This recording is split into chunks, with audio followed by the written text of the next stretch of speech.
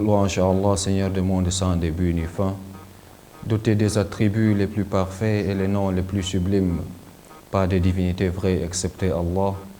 J'en suis témoin et les anges en témoignent et toutes choses créées témoignent l'existence du Créateur et ne renie les signes évidents de leur Seigneur que les injustes.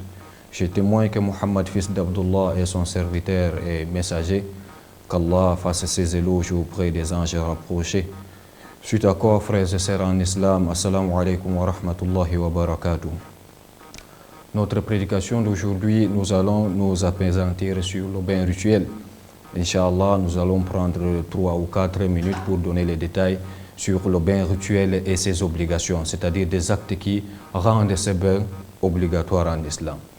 Tout d'abord, un bain, c'est quoi? C'est le fait de verser de l'eau sur tout le corps, c'est-à-dire de la tête jusqu'aux pieds. Allah subhanahu wa ta'ala dit dans le Saint Al-Qur'an, surat Al-Ma'ida, verset 6, بعد أعوذ بالله من الشيطان الرجيم وإن كنتم جنبا فاطهروا. Allah subhanahu wa ta'ala dit, et si vous êtes en état d'impureté majeure, alors purifiez-vous. Et Allah subhanahu wa ta'ala dit également dans surat Al-Baqarah, بعد أعوذ بالله من الشيطان الرجيم ويسألونك عن المحيض قل هو أذى فاعتزلوا النساء في المحيض ولا تقربوهن حتى يطهرن فإذا تطهرن فأتوهن من حيث أمركم الله إن الله يحب التوابين ويحب المتطهرين.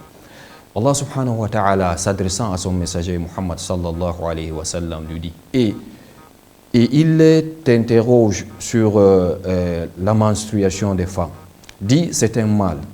Éloignez-vous donc des femmes pendant les menstrues et ne les approchez que lorsque elles sont pures.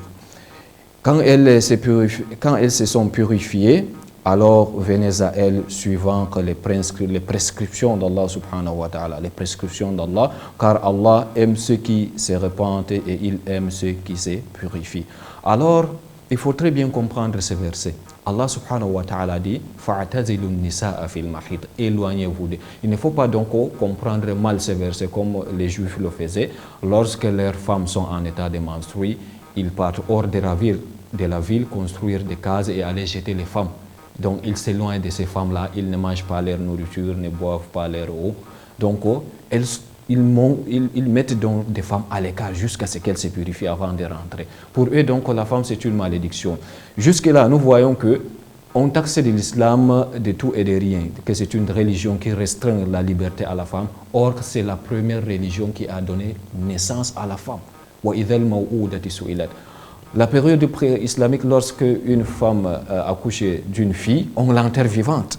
L'islam est venu donc interdire cela. Donc ça veut dire que c'est l'islam qui a donné vie à la femme. Comment donc est-ce que la religion, l'islam peut donner la vie à la femme et la donc prive donc de sa liberté? Il n'y a pas de liberté, donc il n'y a pas plus important que la vie. Donc on dit de l'islam qu'elle réduit donc la liberté de la femme et pourtant c'est faux. Dans certaines religions, dans toutes les religions même, la femme n'est pas la bienvenue. C'est une malédiction. Ils disent que c'est la femme qui est à l'origine même de la sortie de l'homme du paradis, Adam alayhi salam. Voilà pourquoi donc ils ne voyaient pas la femme de la bonne des manières. Taïb. Donc Allah subhanahu wa ta'ala dit, éloignez-vous de, c'est-à-dire ici, ne faites pas de rapports sexuels. Donc vous pouvez dormir sur un même lit avec elle, vous pouvez tout faire avec elle, sauf le rapport sexuel. Dans nos documents de fiqh, on nous a dit, il nous est interdit donc à partir de sa nombril jusqu'au genou, qui nous est interdit. Le reste, donc tu peux t'en servir.